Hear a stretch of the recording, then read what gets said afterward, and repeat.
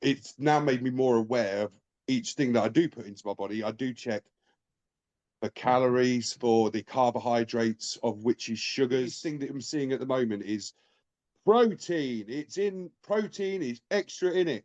But then also you need to look at the other stuff and the sugars that have gone into that as well. They got me to think of why I overate. And I dealt with those problems, and I could move on and be a lot happier in myself.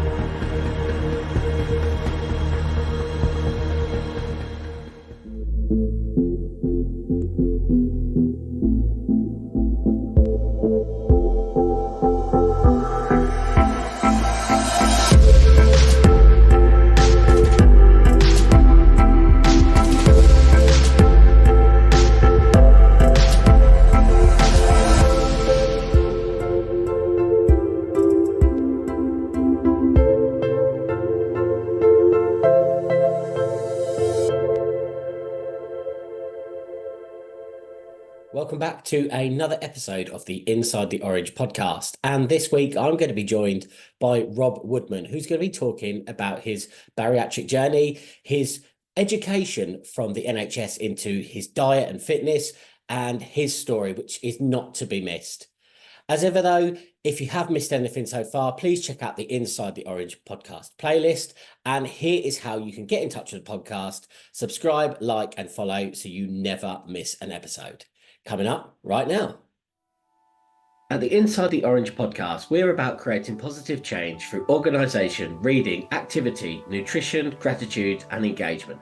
And you can follow us on YouTube, Instagram at Inside the Orange, on X at Orange Watts, and the Inside the Orange podcast on Facebook.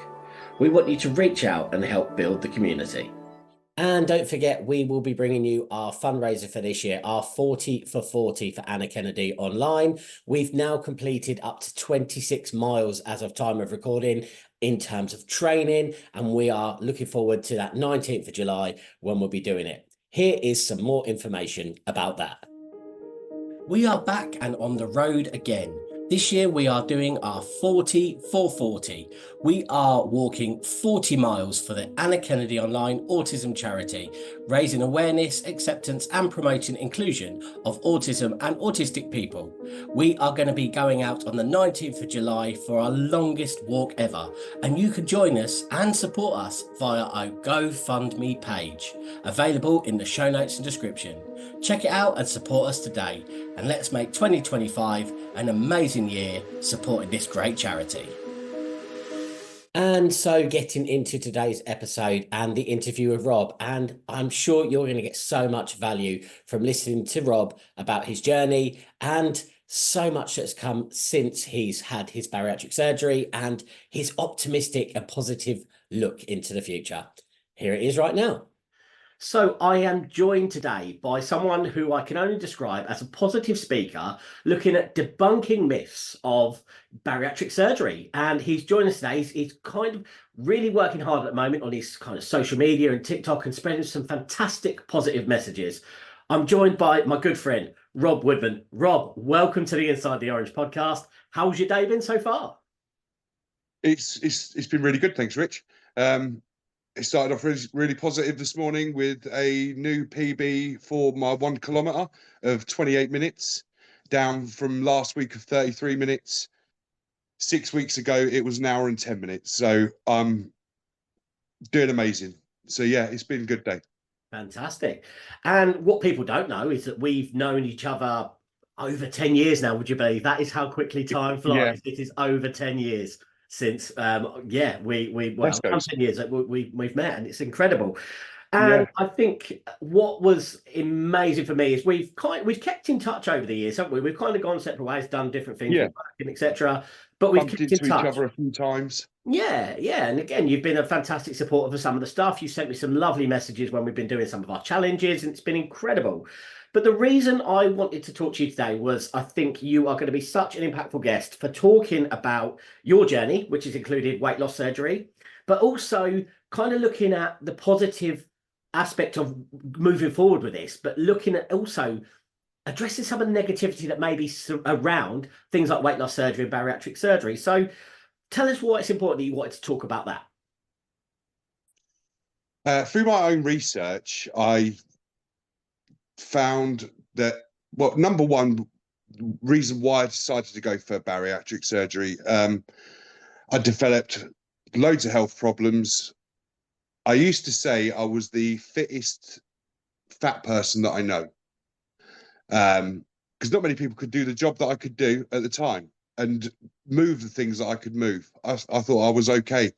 And then my health started getting bad. I developed sleep apnea, which, wow, 7 months of not knowing what's going on and why you're constantly falling asleep and getting up 18 times in the night to pee, because that's your body trying to stay alive. Type 2 diabetes. I've got a skin infection called hidradenitis suppurativa, which is made worse with weight as well. But then on the other side of that, when that flares up, it is very debilitating and you can't move. So you do what you can when you can. But no, I got to the point where I had to stop work. I struggled. My confidence was so low.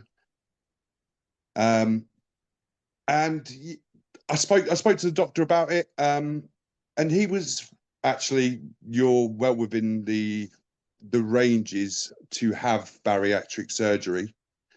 Found out that I was 31 stone, 11 pounds. And to be honest, I didn't even know that I was anywhere near that.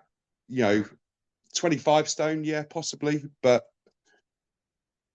went to a Pure Gym and I got the receipt. And that's when I saw that. And that's when it was like bong in my head. It was like, you need to change. Otherwise, within 10 years, you're going to be dead. And that was kind of a stark realization for me, and that's where that all started. The decided to go for bariatric surgery, and if I don't do it this time, I'm never going to do it, and that's basically, I'm just saying goodbye for the rest of my life, sort of thing. If I don't do it, but I did do it, and I've done it. Awesome, and I love the positive thing as well. It's easy. We need to remember as well. You're still a relatively young man as well. We're talking for people that are listening on Spotify. This would have been your life potentially ending very prematurely. Yeah, exactly. So my bariatric journey started roughly when I was about 37. It's taken all that time to get to the required levels that the NHS wanted of me and the commitment the NHS wanted to see of me before they would carry out their commitment for me. And I'm really lucky that they did, and I didn't have to go multiple times around like unfortunately some people have had to do. Okay, and you said there, so it's an agreement with the NHS, and you've got to get to a certain level, and is that an agreed certain level that you both set out to start with to say this is where? Yeah, so there's stages. They're called tier 1, tier 2, tier 3. Tier 4 is the anesthesiologist and the surgeon. So tier 1 was to lose 5% of my body weight. Okay. When I was told I was type 2 diabetic, I looked into changing my diet, which is what the nurse said. What do you like to eat? Potatoes come up, pasta come up, rice, bread were the worst things. And she told me you need to kind of cut the carbohydrates down because they your body turns them into sugar. Right, okay, didn't know that. I knew about calories, shouldn't be over a certain amount, or that a pot of Ben and Jerry's chocolate fudge brownies over 1,200 calories. Wow. Yeah. it's shocking when you think that 1 pint sub that most people just chomp, just sitting there watching a film, it's 1,200 calories. That's half of your day's allowance. But yeah, I was an abuser of food. I would eat and eat and eat. No, I was full, but yeah, I'd carried on eating. But that's a side of, I'm not saying it's an excuse, but side of depression, anxiety. It's not an excuse. I have to deal with that. And that's one of the things that the NHS did help me deal with, was the reasons why I abused food. And I give credit for the NHS for doing that. They did more than the operation for me. The education they gave to me was more valuable to me personally than the value of the operation. Yeah, and I think that's something you've really highlighted to me when we were setting this meeting up, and even the phone calls we had recently that we've been talking to each other. And you said it was that re-education of food, but you've also said it is, and again, something I found really, it makes perfect sense looking back at it now, but things like dyslexia can impact your food decisions. Tell us a bit about So when I was a kid, it was very much you eat what's on your plate. A lot of us are told that, and you know, but it was when I got to when I started spending my own money, I could go out and buy whatever I wanted. If I wanted a McDonald's, I could go out and buy it. If I wanted a McDonald's the next day, I could go out and buy it. When you don't understand fully, yes, all right. If you think I've only eaten a McDonald's today, but what else have you eaten along the way? Oh yeah, I've had 2 or 3 cans of Coke, and slowly, but that's only 139 calories for that drink. But then if you've had 5 of them in a day, it's not understanding and not what's the word I'm looking for? Not understanding and not registering in here. I've just drank 500 calories, and it's now made me more aware of each thing that I do put into my body. I do check the calories, for the carbohydrates, of which is sugars. And it's so deceptive walking around the supermarket or for things like that, or even buying loose food, of knowing how much calories in something. And the information on it is so worded so differently. It's almost like a contract where you're looking at it and I haven't got half a clue what these things are, but I know that I like it.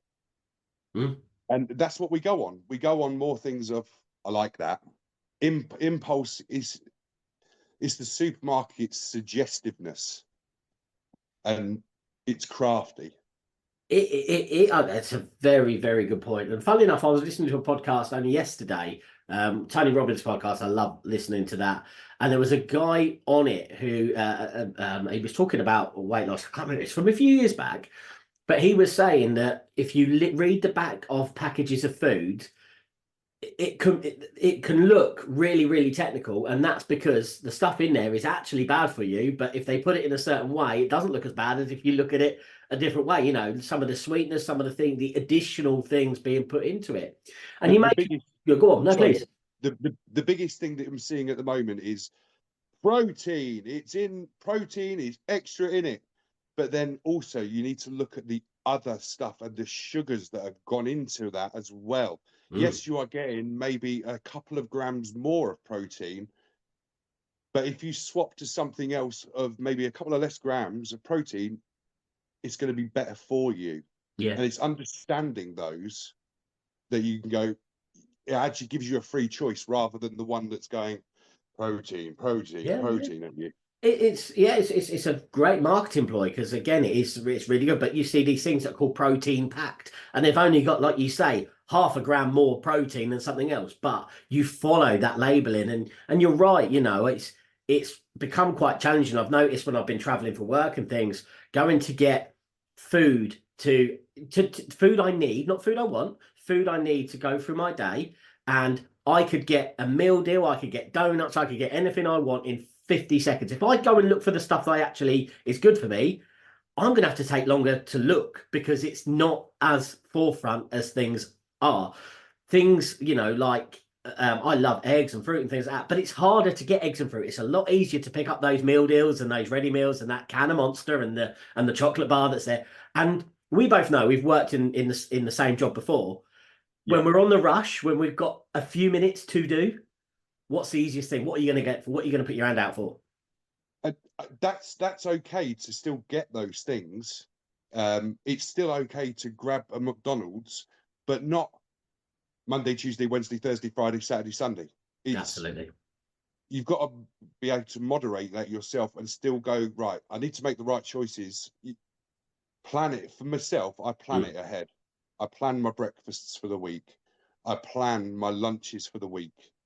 Dinners are a bit funny sometimes, but I know that 9 times out of 10, I can adjust the evening meal that we're doing for the family to kind of suit myself as well as give them their normal what they want.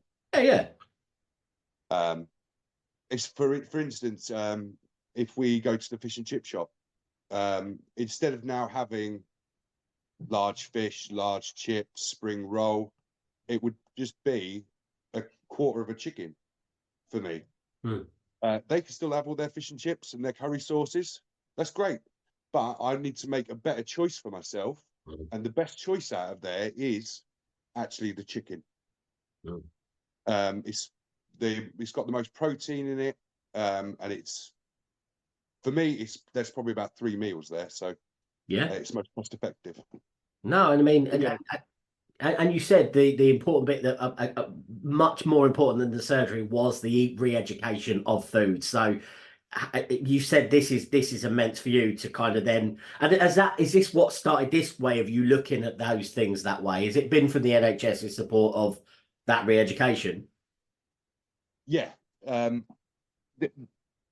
what they did for the sitting down with us and finding out why we personally, for me, that I overate. I'm not going to go into that one too much, but yeah, so they got me to think of why I overate, and I dealt with those problems, and I could move on, and be a lot happier in myself. But also this struggle of getting to the surgery as well. They help you with that. They knew that I took a keto diet. It's called a dirty keto diet. So obviously in all walks of life, there are people that have strict rules and then some people slightly bend them. I was always in the camp of slightly bending them. Okay. Some would say breaking them, but we can say slightly bending. We'll say slightly bending. It makes us feel better. So I went with dirty keto. So I only took carbohydrates from sort of vegetables.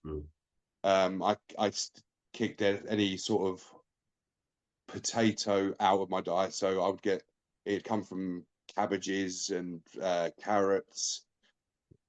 Luckily for me, that was mainly during the warmer months. So there's a lot of barbecue sort of thing and coleslaw. So that was easier for me to eat. In the winter, it'd be more soups and stuff like that. Getting the carbohydrates that way and lowering my blood sugar level and keeping that in another manageable area was always on the tier list with the NHS of being moving up. Was you had to keep your 5% off, you had to keep your blood sugars in the certain range, and your blood pressure down. Okay. And those were the 3 non-negotiables of moving up. Obviously, there were a little bit more to do and attend as you went got higher up, but those are the things that they wanted you to do, and they checked them rigorously. Oh, fantastic. I mean, yeah, and again, it's clearly helped you. And again, you've spoken so passionate about the fact that that was a great support for you getting this right post surgery as well, in what you were doing for yourself. Yeah. In terms of that, so we'll get onto some of the diets in a minute because as I say, there's been various parts of different diets you've used, but you talk a lot about sustainable weight loss and for weight management being weight management being the difference of realistic and unrealistic weight loss management. Tell us what you mean by that. Personally, for me, this is my personal opinion. Hmm. That you look at Slimming World, and their philosophy is you can have as much potatoes and rice and pasta because it's zero sins and stuff like that. But that's not quite true. These sins, you need to, if you want to lose weight effectively and long term, you need to be in a calorie deficit, but with your exercise above what your calories taking in. That's not my opinion, that's fact. And some of the diets that are out there, the fad diets, Slimming World, and there's a fruit diet. Some people do lose weight through these things, but it's not sustainable long term. And that's what, unfortunately, people look at it, right? I want to be getting fit for summer. It's too short a goal. You should be looking to change your habits before reaching that sort of end goal of the summer. Yeah.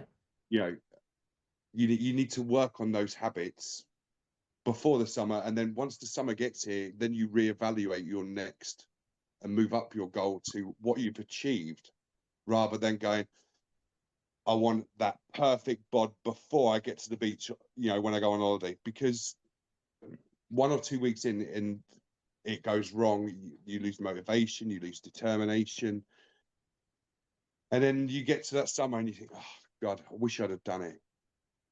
But if you deal with the problem and deal with the bits now, then it's small steps create giant leaps. Yeah. I mean, it's again, and it's a fair point. And like you said, your experience, your examples, and again, just to Yeah, clarify, as I say, I'll again to challenge back slightly. I'm currently with Slimming World, so I'm losing weight, and I've managed to lose 1.5 stone with Slimming World. that's But fantastic. absolutely, thank you. Yeah, but I agree. There is an element what you're saying is right. It isn't just turning up to a group every week and going, right, what's the plan? Doing this. It is a mindset thing. It is you need to make sure that's in order. It isn't just about this or that or whatever in terms of a diet. It has got to be mindset, hasn't it? It has got to be actually, I've got to make a choice. If you want to use things to help support that, and that's what I'm saying, that's the only challenge back I'll have is that. But I agree. If And you're going to these groups to think you're going to turn up and you're going to magically lose weight, you're not. It's here as well. You've got to make that the change. only Is person that that can fair? do it is yourself. Yeah. The only person that can do it is yourself. Yeah. And without you putting that effort in and the determination and the thinking positively about what you're trying to achieve, you know, for me, my goal was, once I had my surgery on the 9th of July, I wanted to be under 20 stone for when my dad come over to visit. Um, I didn't make it just by half a pound, by 5 pounds. Okay. But, and I thought to myself, oh, I'm really down about that. And I thought, why should I be down about that? I've achieved something amazing. Yeah. So I changed the goal then, was, okay, so I want to be in the 19s by my birthday. And I achieved that. Brilliant. You know, so maybe I set that goal a little bit too Yeah. high, but I came very close to achieving it. But the work that I put in was amazing. Absolutely. And the effort that went into it, you know, by everybody, not just me, um, has been brilliant and remarkable. That's fantastic. One of my good friends, he's been a guest on the podcast, but one of my good friends, Carl Fix, I remember I was doing one of my 365 walks, one of the 30 mile a month walks. and I got to August or June or August, really hot day, and I got 20 miles, and I put a message out to him. I was like, I'm so sorry, I've only managed to do 20 miles. I know I'll make sure I get the rest of the 10 miles and all this. And he actually messaged me and said, you've just took 20 miles out of the day. Don't be focusing on what didn't get achieved. That's nothing. But don't ever forget of how far you've come from Yeah. where you started. And exactly what you're saying there, Rob, it echoes, isn't it? It's about making sure that, yeah, okay, it might not have been your goal, but don't ever make that feel like you haven't achieved. Wherever you got to is still an incredible achievement, isn't it? Yeah. Oh, 100%. Some days even, getting up out of bed is an achievement for some people. Absolutely. Walking out of that house is an achievement. Losing 1 pound, where when we lose weight, we don't always lose weight. Good we point. we lose shape as well. Since July, I've lost a size and a half off my feet, shoe size, since the surgery. Wow. So there's been some weeks that I have stalled and I've not lost weight, but I know my body shape has changed. Um, I started at like a 54-inch waist, and by September I was down to about 38 inches waist. Yeah. It's amazing. Um, and that is not always losing weight straight away. Some weeks I think for about 3 weeks I didn't lose any weight, and there was 2 weeks I actually put weight on, which was like a massive shock to my system. Yeah. And I felt so deflated. But it wasn't until I spoke to some people in the bariatric community that I've taken advice from, and it helped me through my journey. And there's like, yeah, that's totally normal. It was when I went from sort of having mushy food to having real food again. Right. Okay. Yeah. I wasn't mentally prepared for that weight, to see that weight back on, because there are some things that they don't tell you when you're going through this that will happen. They tell you the general things, but it's the little things that, so unless you've been through the surgery and you're living it, you're never gonna know about them, sort of thing. And some of them are fun, and some of them are not so fun. But it was, once I'd spoken to these people, say, yeah, it's normal. It's like, oh, okay, I get back on it then. It's not like I can sit here and feed myself anymore, because I don't need to do that. I don't need the food to make me happy anymore, or to fill that empty hole. Because I've changed the way I'm thinking, rather than thinking the bad or the negative first. You think the positive first, and okay, so I've put on weight. So next week, I know that I've got to do more, and I've got to push myself a little bit more and push myself out of my comfort zone. So instead of going for a 15-minute walk, try and go for 20-minute walk. Especially in them early stages where exercise was still quite difficult. And I think you mentioned a good point there, because I think, we're talking about people going through different diets and things, and you've said there that was the moment. And again, that's that moment normally in anyone's diet where they get that unexpected additional weight gain, or yes, they haven't noticed the shape that they've got, but they've just focused on the scales. That's normally this time where people go, do you know what? Forget it. It's not working, isn't it? It is, but it's Yeah. important to get over that bump, isn't it? You've got to have that bump, but you've got to get over it, haven't you? Yeah, and that's where it's not just your journey, it's a journey that you're taking with people around you as well. And it's like, oh God, I've put on weight this week. I've had my wife, and you know, look at what you've achieved and how far you've come. Yeah. You shouldn't be looking at that number.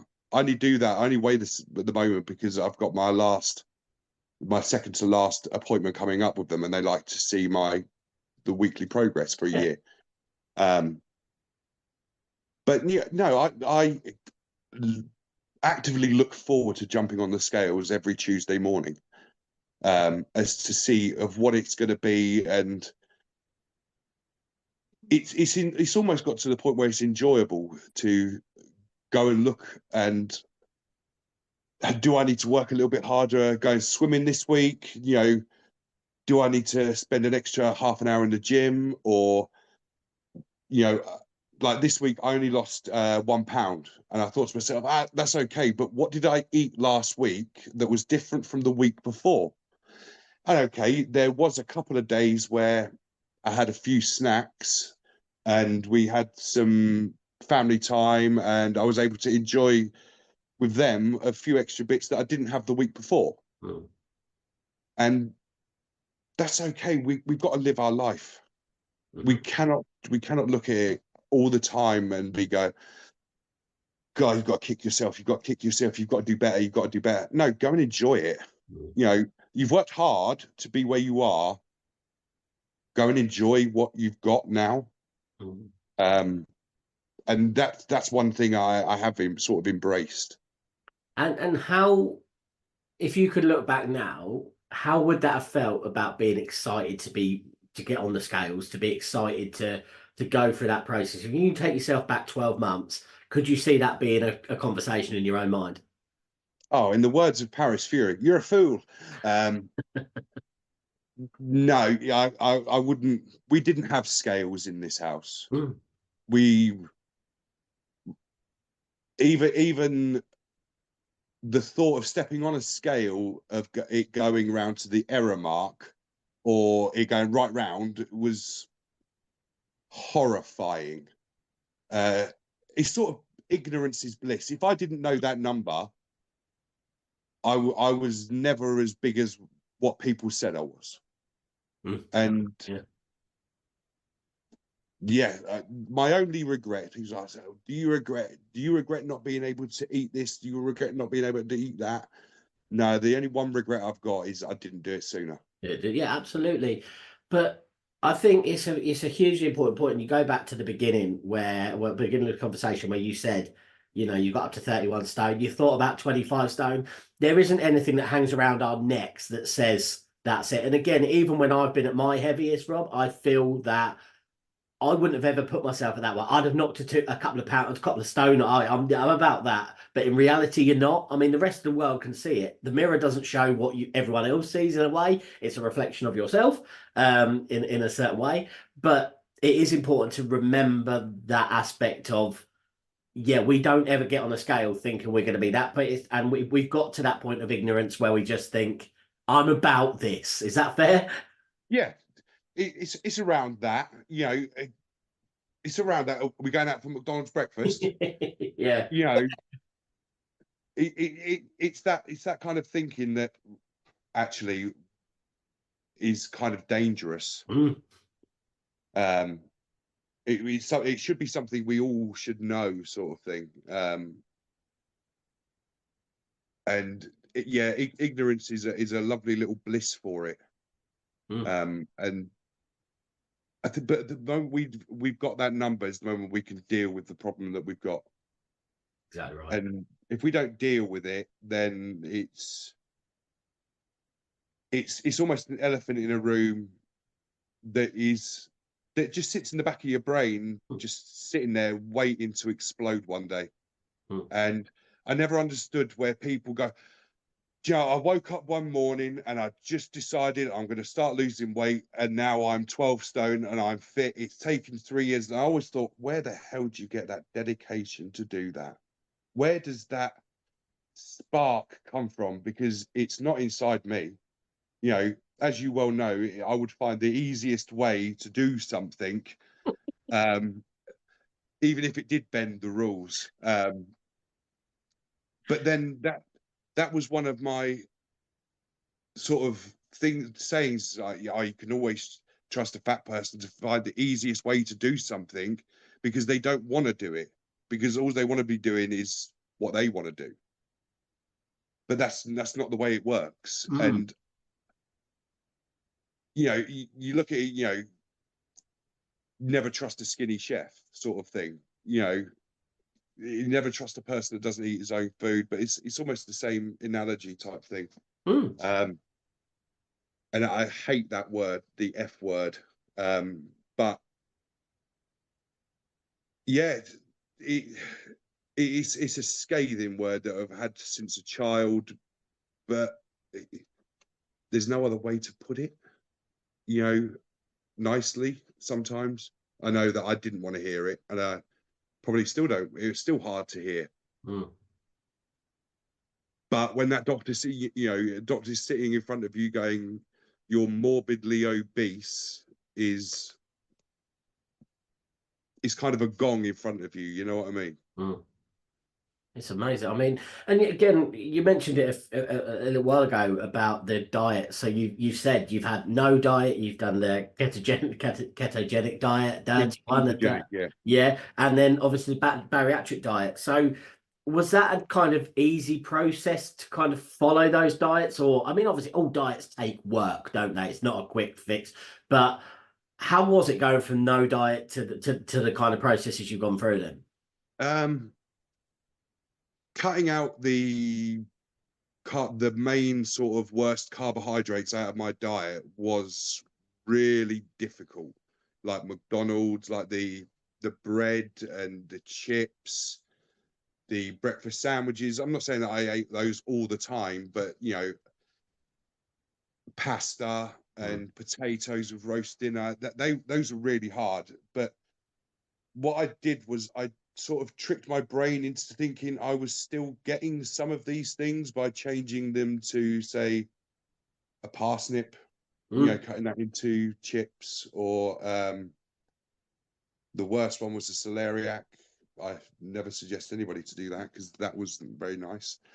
But you know, just experimenting with other things um, to kind of trick my brain into going, that's kind of the same for now. We'll Mm. go with it. You know, we know it's not going to be a permanent thing, especially the keto diet. Well, I still kind of live keto-ish right now. Okay. Um, but yeah, it's because I enjoy it now rather than anything else. But yeah, it's cutting out the bread and all them sort of foods was difficult. The brain is a funny thing, and it wants you to eat that, even though you know that it's not good for you. Mm. And especially when you see the results of your sugar level coming down and sort of sitting in the normal ranges for 3 months, you think, oh wow, that worked. Mm. You know, great, I'm going to be on that for next month. You know, and then the next month it's shot back up because after a month you go, oh, stop this, and you add some of the things that you are not meant to have, and you think, wow, no, I need to get back on it. And that's where, you know, you can only fail so many times before you either give up or it's just classed as stupidity. um and I didn't want to give up, and I certainly didn't want to look stupid, so it was right, you'll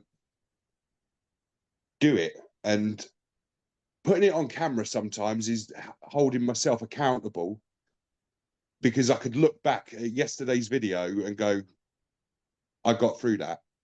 Mm. One of the things they told me to break your day down.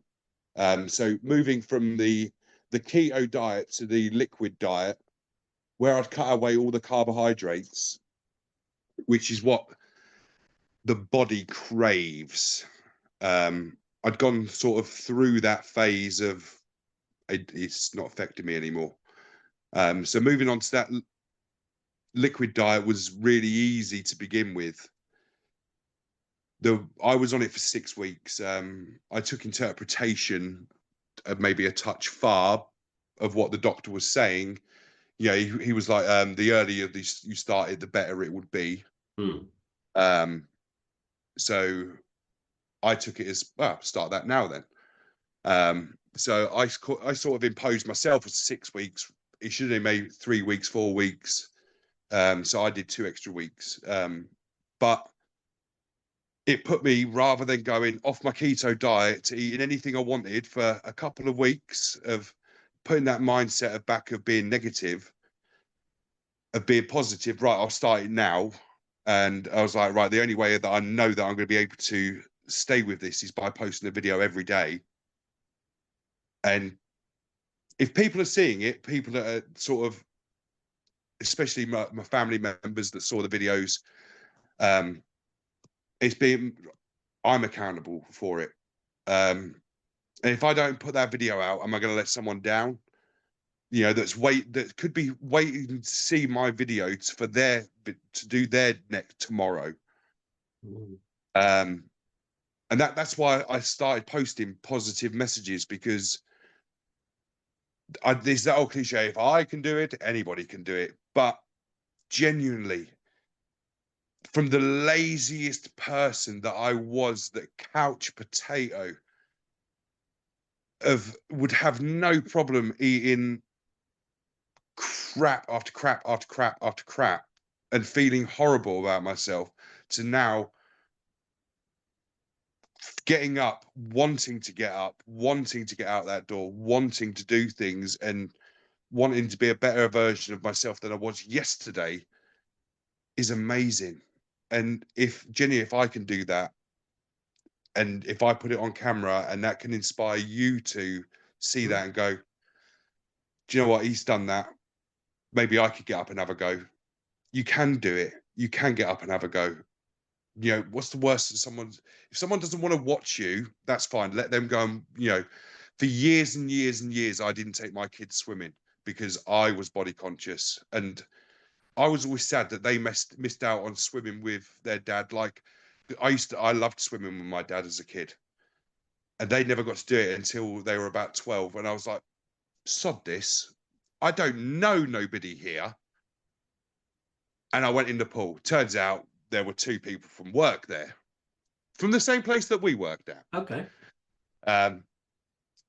So yeah, that was solid. You know, just getting it. And I remember from then on in, I was like, yeah, if you don't like it now, you just don't look. So I started taking them to local swimming pools and loving it. And that's where their exercises come back in. And that's my favorite type of exercise, is swimming. Yeah. I mean, it's immense, and it's really good. And I want to talk a little bit about the social media things. So I think, again, absolutely. I think part of the reason we've done the 6 segments this year is, and they are activity and nutrition. I'm fed up of watching these influencers on Instagram who are stick thin, who say this, oh, try this diet. It's pointless. I want to see someone like me. I want to see someone that I know. I want to feel that, yeah, I want to see a real person. Absolutely. And do you know what? We're unexcusing this year. We're talking about the podcast. We're not saying we're experts, but just saying try this, you know. And again, the reason I wanted you on this was, this is someone who's gone through it. And again, is there enough out there to say this is what the bariatric journey might look like, and this is the bits? And, you know, as I said, as someone from the outside, Rob, and I told you this when we had the chat, the negativity of, oh, weight loss surgery, that's just a quick win, isn't it? That's just, you know, go in, have it whipped out, and off you go. And, you know, and again, apologies of that. That was a very, no, very blasé way of saying it. But that's the impression sometimes we get, isn't it? Yeah. The NHS, I can't talk for the people that go to Turkey and Lithuania. That's their own journey and their own way of dealing with it. I can only talk on the way the NHS dealt with me. And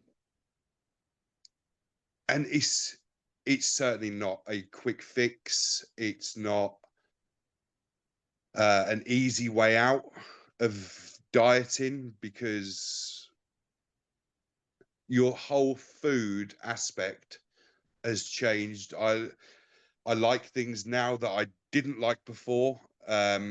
Smells now constantly make me sort of, I can't heave and I can't throw up now. Some people can, some people can't. For me now, I get that horrible feeling in my stomach of, oh God, I don't like that. And that could be a smell from bread. The worst one is for us is the Golden Arches, their fryers going, and ugh. I know they do it to entice people in, but the smell of that is revolting. but yeah, it's not an easy way to do things. In fact, it's incredibly difficult. Um, it's incredibly emotional, and I have cried tears of sadness because I can't have something that I want because I know that it's no good for me now. But that your body just is, and the brain just craves things, and not knowing what to have for dinner. And I know what I'm having because it takes all the guessing and all the wondering out of, oh God, I've got to cook tonight. What am I going to have? Right, I've got to make a good choice. And even then, once you've cooked that, 9 times out of 10, you don't want it because it's weird to say, but you're full on flavor. Okay, yeah. Uh, flavor, the smell of it is filling almost as much as having the food. Um, Okay. it's so weird. It really is, and it's so odd. But that's for me. I'll be standing there cooking something, and I'll dish it up on my plate, and it'll be like, no, God, I can't face it. I feel like I've just eaten it by cooking it. So, which is why I'll kind of prep some meals sort of in advance, and then that way, again, it takes all the guessing out. It goes in the microwave, goes in a pan, goes in the air fryer. It's done in minutes. Because there is no hunger anymore. You get that little gurgle in your stomach, or that little feeling. I think they call it grey leg, I think. Okay. So that sits in the bottom of your stomach. And that is what makes your body go, you're hungry. Okay. It's either that or boredom. Boredom is the worst. But yeah, no, grey leg is what sits in the bottom of your stomach, and that's what tells your body that you're actually hungry. So for me, that's sitting in the other 80% of my stomach now, just not doing anything. So unless you remember to eat and drink, you can quite easily forget for 8 hours or so. It's only when I notice that I get a headache at the back of my head that I know that, right, I need to eat something. You get a little bit cranky. I think it's probably because your sugar level is going low. And then, yeah, that's when I can go, right, what can I grab? I can grab my granola, I can grab a porridge, I can grab a Lunchable. Yeah, I make my own adult Lunchables. What, £1.60 for a Lunchable? You know, I that's one of my go-to lunches. That and a cheese string. It's lovely, lovely amount of proteins, great portion sizes. And what I found was it's already portioned for me. I don't have to think about that. A little snack grab bag's great. As long as they're the right thing, a grab bag of crisps is not the right thing, but a grab bag of 2 hard-boiled eggs is great. That's a good idea. Yeah. Grab bag, grab box. Yeah. No. So you talked there again, you know, linking it back to with the podcast, with the segments, we talked organisation. So that meal prep is really important for you. You said to help you stay on track, stay on plan, and it's really you say it's vital for making the good choices. Is that what you said? I think so for me, yeah. I want to eliminate my brain suddenly going, oh God, you could really fancy a Greg's pasty. You know, I know that I could physically eat some of it, but is it the right choice that I want to have for my day? Not really. You know, is it going to make me feel rubbish about myself? Yes. Number one, that I've spent whatever money on it and I can only eat a few bites of it. Number two, the possibility of getting dumping syndrome from that, where it's eating too much too quickly, or it's too high in carbohydrates, which is too much sugar for my body to take. You know, Because when that happens, I feel like rubbish, or I want to sleep, and I can't go to sleep at 11 o'clock in the day because I've decided to eat rubbish. So, you need to make those good food choices in advance. So so what is the word? You you want to prepare don't prepare for failure, sort of thing. I can't remember what it is. Yeah. Failing to prepare is preparing to fail. Yeah, that's it. That's exactly it. So I go to the gym or swimming. I'll already put my porridge and my granola in my bag, ready to go. So as soon as I come out, that's my reward. Mm. I wake up in the morning, I'll have a protein shake straight away. I can go and get on with my day. I can start my gym or my swim. Once I've done that, I've got a reward. I've worked hard. So there's my food, and I've earned it, and I feel like I've earned it, rather than, oh God, I'm having breakfast, I'm having lunch, but what have you done in between? Nothing. Yeah. No, that's a good point. And exercise makes you feel good about yourself, and it's great for the mental health, and it gives you time to be with your own thoughts. Mm. And when you're actively having to push yourself and to get quicker, because it's either people behind you, or people wanting to use the same things that you're wanting to get on, you have to, rather than just looking around, being in your own world, for me, you talk to yourself. That inner monologue is, come on, that next one more, just push a little bit harder. There's someone waiting behind you to swim. Are you going to let them overtake you? Are you gonna give up and let them overtake you, or are you gonna carry on pushing a little bit faster and get to the end? Instead of looking at the clock to turn around, are you just gonna go straight away? Sort of pep talking yourself Mm. Coaching through yourself. the exercises, Oh, and it gets you through it. And then as you say, you get the food at the end of the reward, and brilliant. it feels earned. Yeah, it's fantastic. So again, this is what makes you a very good guest for the podcast. So you've talked about organisation of food. We've readjusted the R. We said re-education of food when you put the email to me about, oh, I'll use the R, but I'm going to make it slightly different. Re-education of food, fantastic. You've just then talked about activity, your swimming, your gym, absolutely. We've done a lot about nutrition today. The last two I want to just cover, gratitude. Not only have you said you want to make a massive thank you to the NHS, but you've also included that gratitude to your family. And I think you said it so wonderfully for being there to support you. And you said there's been some emotional times, but sometimes even giving you a kick in the pants to say, come on.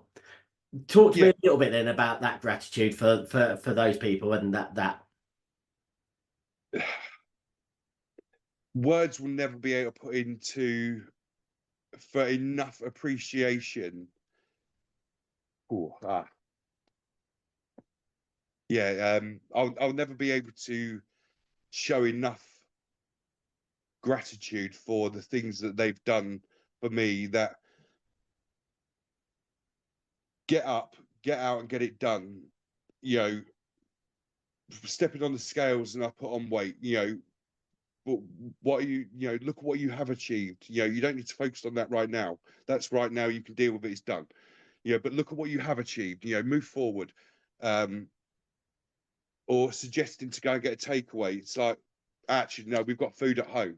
No, you are right. We have got food at home. We can go and eat that. Yes, it's going to take a few minutes longer to prepare it. Well, that's not a problem. We can do that.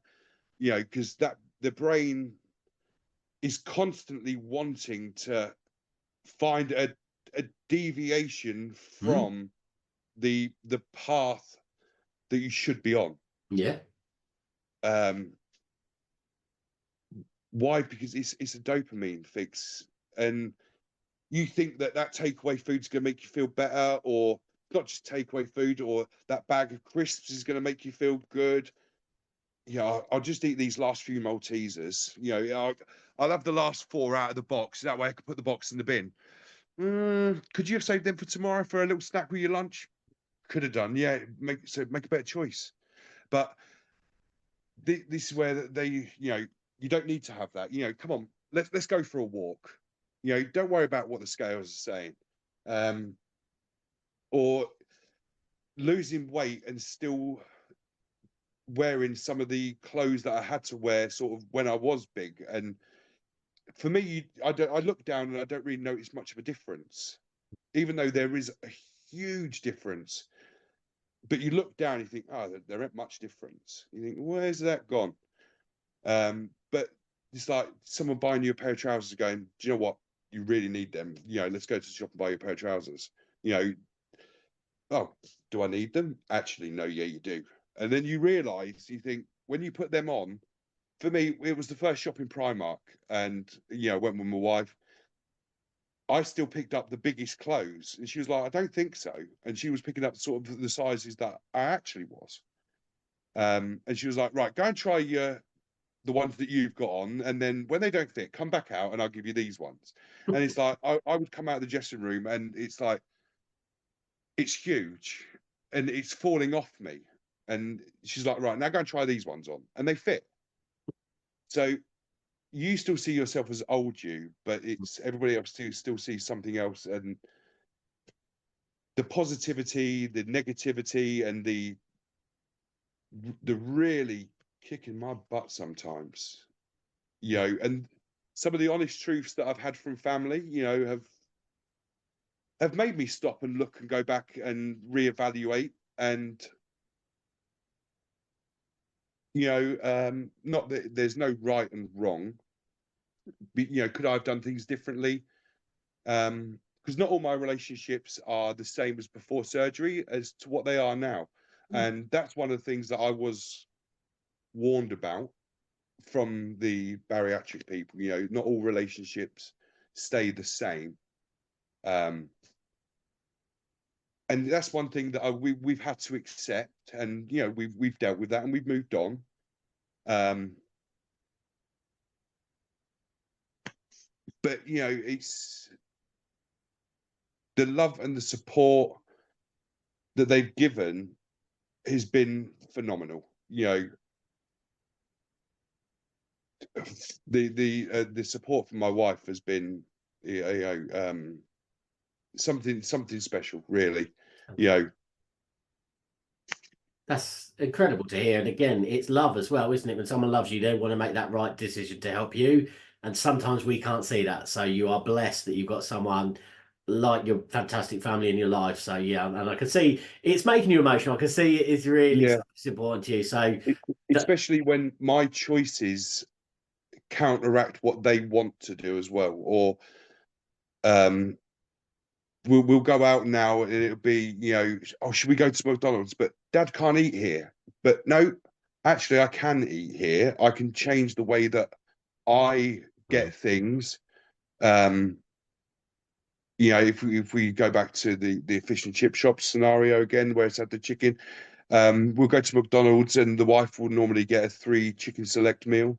Mhm. So I try and get her to bump that up to a 5, and I'll take the 2 chicken selects, and I'm full off of that. Mhm. Um, so it's still joining in with these things, and the misconception of, sorry to jump back a little bit, of No, it's when people have had to say, I can't go out to this restaurant and I can't go here, but I can't go there because they don't do any of the bariatric foods that I need. Well, I know it's not for other people to change, it's for you to change and to experiment and find something else. You know, can you look at that menu and go, right, you say to the waitress, instead of bringing me a main course, can you bring me a starter for my main course, please? You know, speak to people.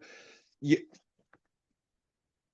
yeah, people do get embarrassed by, you know, I'm a bariatric patient, you know, because that's the old them coming out, but they need to use their newfound confidence of having the surgery. And from everybody that I see that has had surgery, they're always filled with so much confidence. You look back from what they were like before and to what they are like now, and it's night and day difference. And they should use that confidence to approach people and approach food with the same confidence that they have now, not the old way of thinking of, oh God, I can't do that. I can't do that. You can do it, just you can't have as much, but you can still have those chicken wings. But instead of saying to them, "Oh, they're covered in honey barbecue glaze," can you do me a favor? Can I just have 3 chicken wings without the glaze, please? Mm. You know, instead of the chips, can I have the side salad? Mm-hmm. Not a problem. There's always protein meals that are helpful for us on every menu. It's just adapting it. You can have that steak. It comes with chips, but sorry to disturb you. Can I have a side plate with my dinner? You put the chips on there, put them in the middle of the table.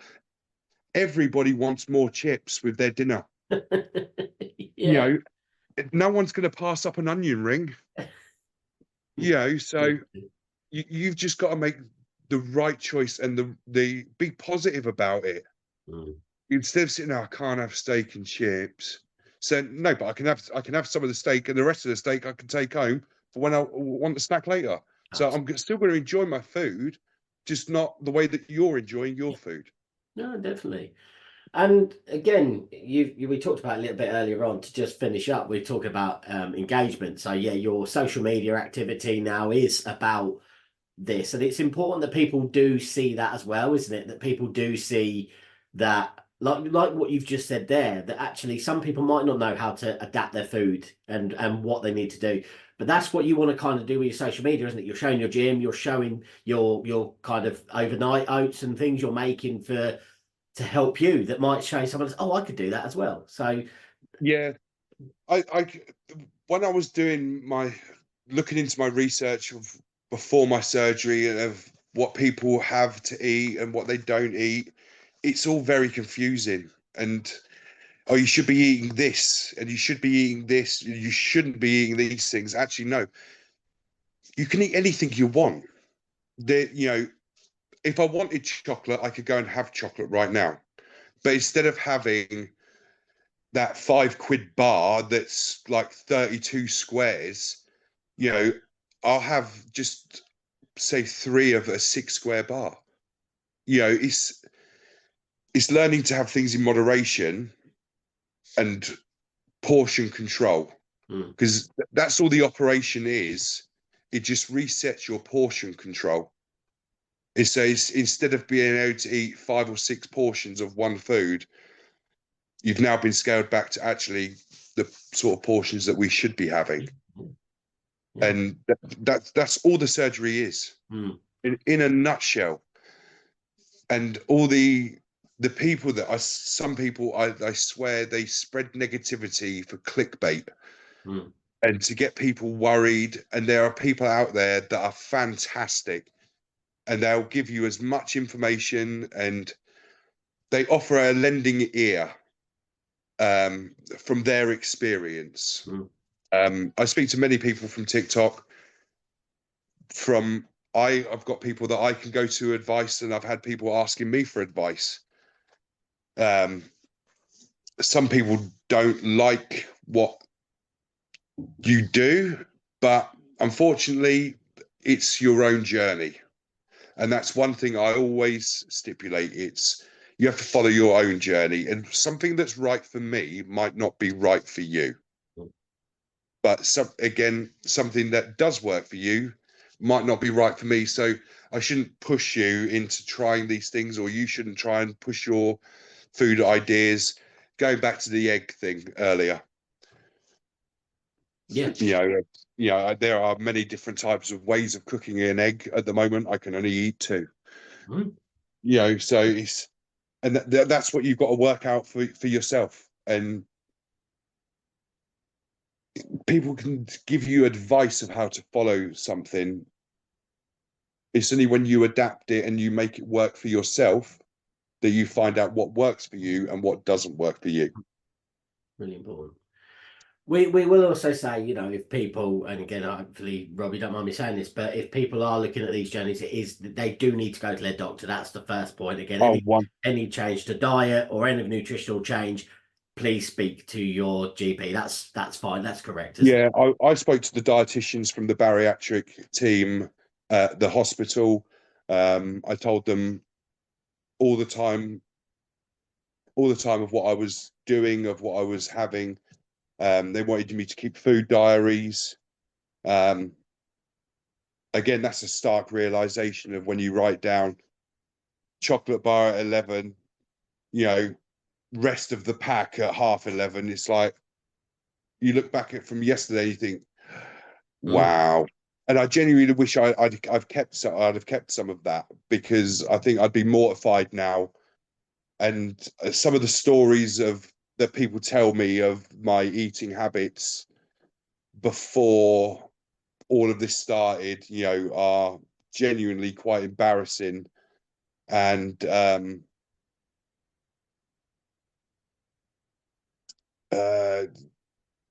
not nice to reminisce about them. Okay. Some of them, the amounts and things like that. But that's helped your education, isn't it? That has helped your education, because Oh, you to go through 100%. that. Yeah. 100%. Because if I hadn't have gone through that, I wouldn't know. I wouldn't be the person I'm sat here today. I'm apologetic for those things that I've done, but I can't change them now. I can only learn from them, and I can only move forward. And that's the way we do move forward, is by being positive, being determined, being mindful, and going out and achieving something for your day. Write it down, break your day down. What have I got to do? Right, my first thing is got to get up in the morning. Some people, it's great. Some people's, I need to go and earn that £100. I need to go and earn that £1,000,000 today. Some people, it's as small as I need to get up out of bed. And if whatever goal you achieve, you should be proud of yourself for that, because you've done it. And you can look back tomorrow and go, yeah, my goal was to get up out of bed, but I did it. And today I'm standing outside the front door, remembering yesterday how hard it was to get up. But tomorrow you'll be down the end of the street, not knowing, remembering, oh God, that feeling of getting up, because you remember yesterday and how much further you got. And the next thing you know is you're walking around all the stadiums in the UK. Very nice. Very nice segue back into us. Thank you. So, Rob, you talk about the importance of obviously having things around you and the gratitude you're for. Is there any kind of support networks that have kind of helped you through some of this as well? Yeah, for me, it was going to Man Cave. Okay. It's just a men's mental health group. You can turn up. There's two in Milton Keynes. There's one in Bletchley on a Thursday, and there's one in CMK in Unity Place on a Monday. Okay. You don't have to talk. You can just sit and listen. And for me, they really helped me. You could be open and honest. There's no judgment there. There's no replies to what you say. It's just a way of you getting what you're feeling, and some things you can't say to family. And as men, we're always meant to be seen as the strong, and we carry the burden, but sometimes we need to let their burdens off of ourselves, and we can't talk to family about those. So the Man Cave is a brilliant place for me to go to not only just to listen of some of the other people's problems as well. Not their whole stories didn't relate with me, but some of the aspects of their stories related to me, and the situations that we were going through at the time. And that made us, personally, for me, to kind of stop back and think about the things that I do, and the way that I conduct myself, and the way that I speak. It did make me stop and think, and it did put things into perspective for me, and it gave me a chance to get out all of the hurt, the anger, the waffle.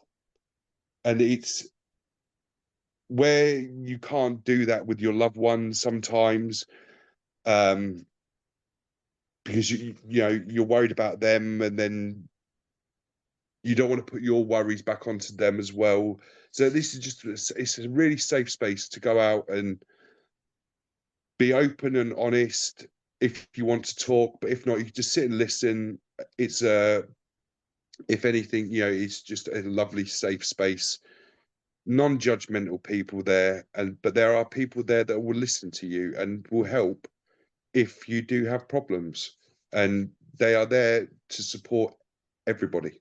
Okay. And that's one of their great things that they do. Rob, if people are listening today, they want to get in touch and kind of see your work and see what you're doing to do this, how can people find you, and where do you want us to send them to? We'll put in the show notes and description to help that as well. So you can get me on Rob Woodman 1, that's the number 1 at gmail.com. And you can get me on TikTok at RobW1284. Okay. And again, we'll put links to that in the show notes and description, as I say, so people can find you. I want to finish on something, and hopefully this is still the plan, because you rang me the beginning of this year and went, Yeah. Rick, I've got an idea. I need a goal. We talked about goals just 30 seconds ago, but you've got a bit of a goal for 2025 to end on. So tell us about that.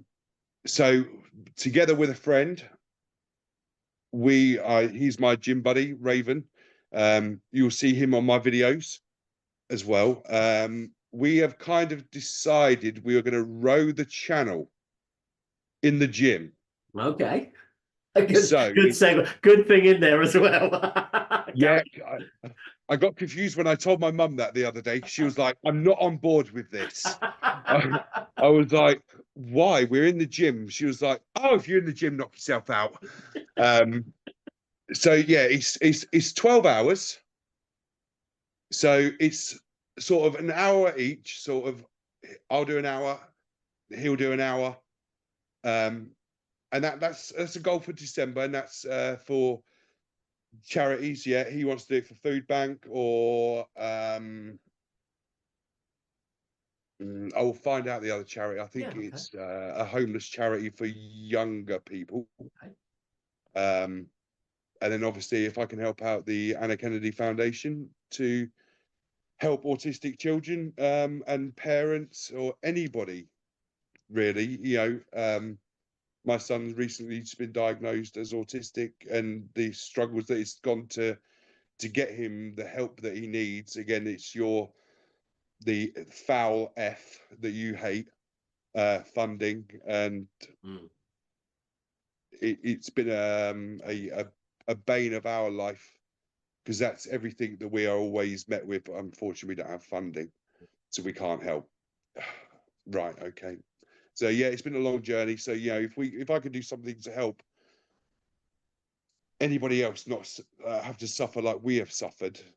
It's not suffering, but no. The challenges that you yeah, have had, and that continue to, is the reason why the Anna Kennedy Online charity is there, to try and help with these things that happen. That we still need to do a lot of work to get the support for people to be able to progress with life, and that include that school and education and work, making sure people are supported in that way. So it's fine, it's absolutely fine. But that'll be brilliant, and we will be keeping an eye on that. And again, wow, that's I hope you prepared a bit of a saddle for the amount of sitting and rowing for that length. This is why we've gone for the hour on, hour off each, because it was decided, it's like, oh, you're going to go for 6 hours and then I'll come in for 6 hours. It's like, no, let's do an hour each. That way you can kind of recover your legs, get some nutrition in, get some, some good things stored in your body for the next hour that you've got to row. Exactly. I do need to speak to the leisure centre about that as well, which I will be getting onto them. But Wow. yeah, that's my sort of goal. Now, I had sort of a few goals this year, and my second goal was to get to the bariatric ball, and we got tickets for that. Fantastic. So we're going in our finery.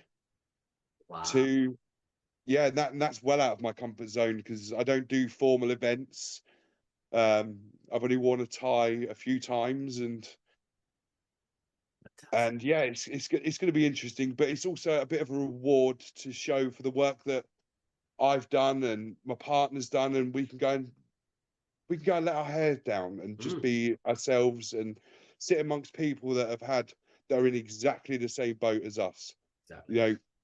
Their partners have been with their partners, having surgery, and they've been through the surgery themselves. So different aspects, different people to talk to from both sides of the equation, sort of thing. So I can find out from somebody else's wife or husband of how they sort of coped and their strategies and stuff like that. So it's great sort of mingling, and it's just an excuse for you to actually wear your finery now that you look really good in it now.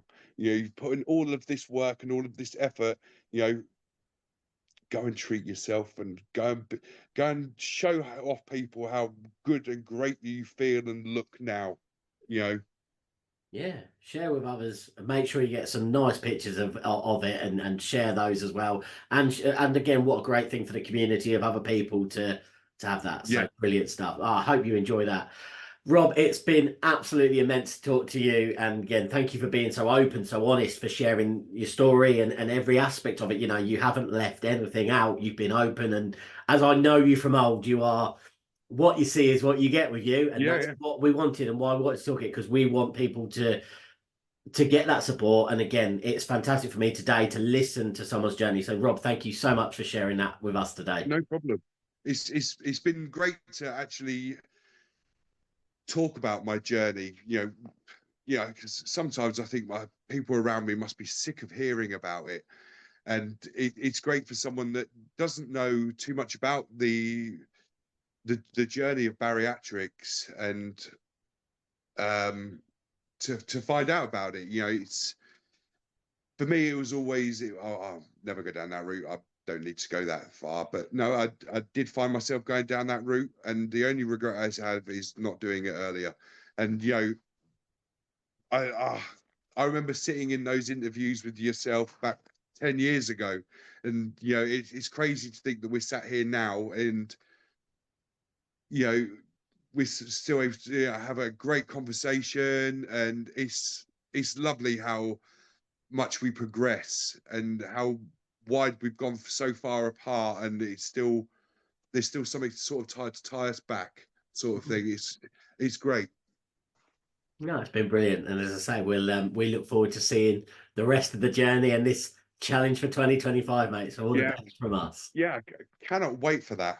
Cannot wait for that. And yeah, thank you very much. Thanks for listening to today's episode. We will be back next week with our final interview of the series. We're going to be with Laurie Chenya. It's a so amazing interview, and it was mind-blowing just to listen to Laurie in the episode. That will be back next week at 5 o'clock. And yes, the following week, we will be bringing you the final episode of this season. And then it's all systems go for the fundraiser. So we will be there. We'll ask you to keep following on our social media. Information about the walk and our links will be coming up right now. And as ever, guys, don't forget to subscribe, share, follow, so you never miss an episode. And when we return in the new season coming soon. So guys, as ever, goodbye and take care, and stay listening for those links. At the Inside the Orange podcast, we're about creating positive change through organisation, reading, activity, nutrition, gratitude, and engagement. And you can follow us on YouTube, Instagram at Inside the Orange, on X at Orange Watts, and the Inside the Orange podcast on Facebook. We want you to reach out and help build the community. We are back and on the road again. This year we are doing our 40-440. We are walking 40 miles for the Anna Kennedy Online Autism Charity, raising awareness, acceptance and promoting inclusion of autism and autistic people. We are going to be going out on the 19th of July for our longest walk ever, and you can join us and support us via our GoFundMe page, available in the show notes and description. Check it out and support us today, and let's make 2025 an amazing year supporting this great charity.